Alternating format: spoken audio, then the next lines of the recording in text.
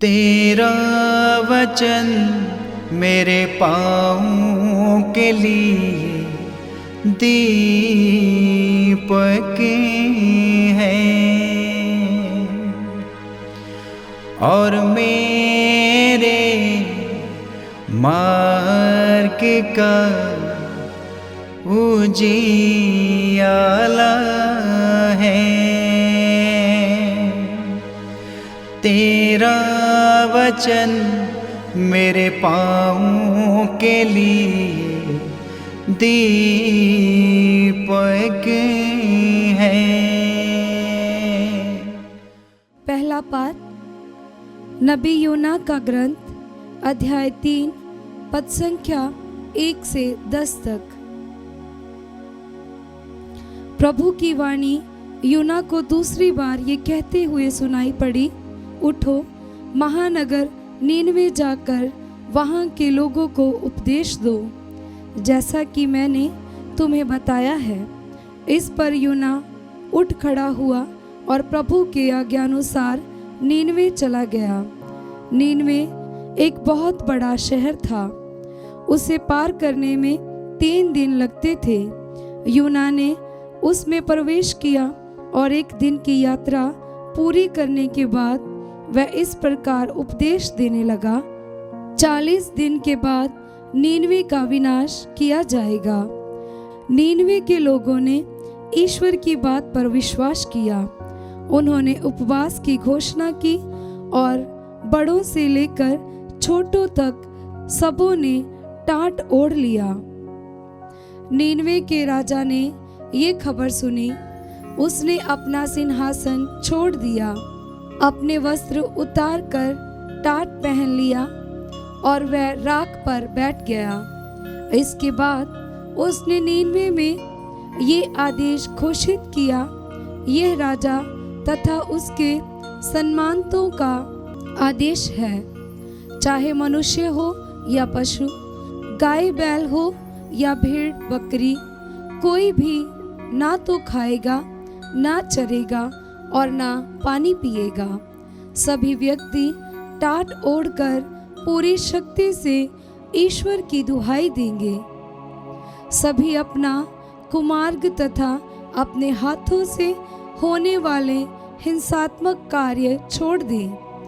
क्या जाने ईश्वर द्रवित हो जाए, उसका क्रोध शांत हो जाए और हमारा विनाश ना हो। ईश्वर ने देखा कि वे क्या कर रहे हैं और किस प्रकार उन्होंने कुमार्ग छोड़ दिया है, तो वह द्रवित हो गया और उसने जिस विपत्ति की धमकी की थी उसे उन पर नहीं आने दिया। ये प्रभु की वाणी है।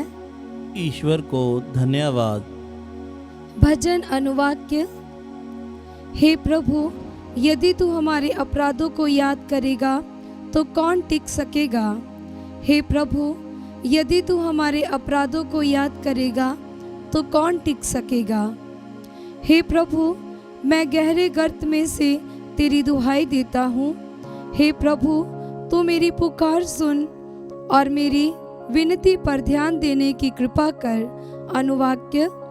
हे प्रभु, यदि तू हमारे अपराधों को याद रखेगा तो कौन टिक सकेगा।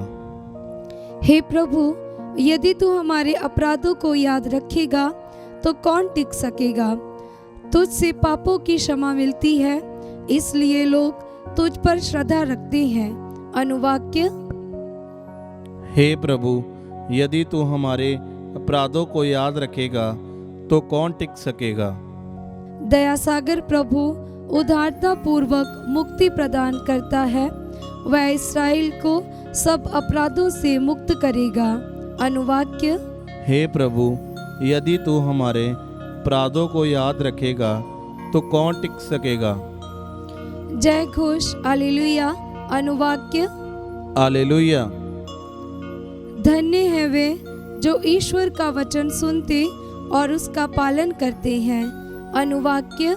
हालेलुया। पवित्र सुसमाचार संत लूकस के अनुसार अध्याय 10 पद संख्या 38 से 42। यीशु यात्रा करते करते एक गांव आए और मर्था नामक महिला ने अपने यहाँ उनका स्वागत किया। उसके मरिया नामक एक बहन थी जो प्रभु के चरणों में बैठकर उनकी शिक्षा सुनती रही। परंतु मर्था सेवा सत्कार के अनेक कार्यों में व्यस्त थी। उसने पास आकर कहा, प्रभु, क्या आप ये ठीक समझते हैं कि मेरी बहन ने सेवा सत्कार का पूरा भार मुझ पर ही छोड़ दिया है? उससे कहिए कि वह मेरी सहायता करे। प्रभु ने उत्तर दिया, मर्था मर्था, तुम बहुत सी बातों के विषय में चिंतित और व्यस्त हो, फिर भी एक ही बात आवश्यक है।